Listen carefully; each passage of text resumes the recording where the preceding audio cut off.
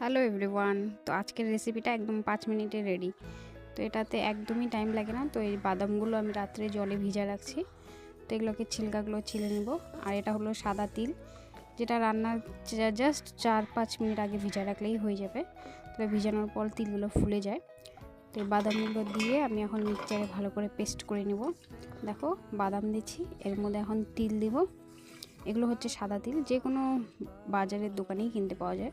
তো এই দুটাকে ভালো করে পেস্ট করে নেব, একদম মিহি করে, যেন দানাটা না থাকে, যেমন আমরা পোস্ত করি। তো এটা খুবই সাধারণ রেসিপি।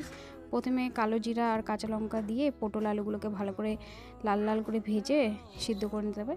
তারপর এর মধ্যে পেস্টটা দিয়ে জাস্ট 2-4 মিনিট নাড়াচাড়া করে চিনি দিয়ে নামায় নিলেই হয়ে যাবে। এটা রান্না করতে খুব একটা সময় লাগে না। তো তোমাদের এই চট জলদি রান্নাটা কেমন লাগলো অবশ্যই জানাবে। বাই। তো এরপরে নেক্সট কি ভিডিও শেয়ার করবো